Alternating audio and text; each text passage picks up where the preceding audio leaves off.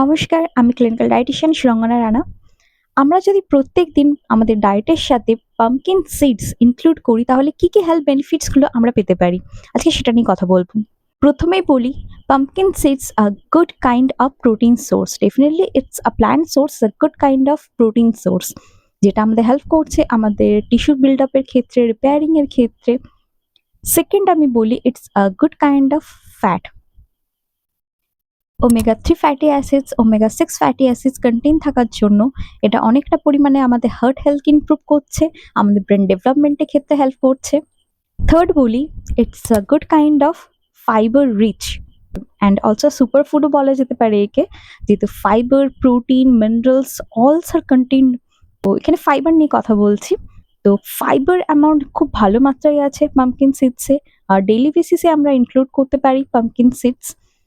And fibre আপনারা জানেন blood sugar লেভেলকে খুব ভালোভাবে কন্ট্রোল করতে হেল্প করে, আমাদের কোলেস্ট্রলের মাত্রাকে খুব ভালোভাবে নিয়ন্ত্রণ করতে হেল্প করছে, আমাদের গাট হেলথ ইমপ্রুভ করতে হেল্প করে, আমাদের স্যাটাইটিটাকে ধরে রাখতে হেল্প করে। তো ফাইবার নিয়ে ডেফিনেটলি আমাদের এগুলো জানা আছে। তারপরে আসি মিনারেলস। পাম্পকিন সিডসে প্রচুর পরিমাণে মিনারেলস কন্টেইন আছে, সেটা আয়রন, জিঙ্ক, ম্যাগনেসিয়াম, প্রচুর পরিমাণে ইমিউনিটি সিস্টেমকে বিল্ড আপ করতে হেল্প করে।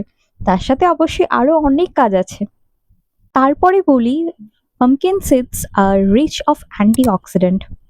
ভাইটামিন ই কন্টেন্ট আছে, ক্যারোটিনয়েডস আছে, হেল্প করছে বডি প্রোটেক্ট করতে, ইমিউনিটি বুস্ট করতে, বিভিন্ন ধরনের রোগ প্রতিরোধ ক্ষমতা তৈরি করতে আমাদের বডিতে।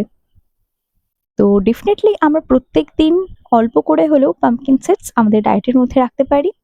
সুস্থ থাকবেন, ভালো থাকবেন, দেখা হচ্ছে পরের ভিডিওতে।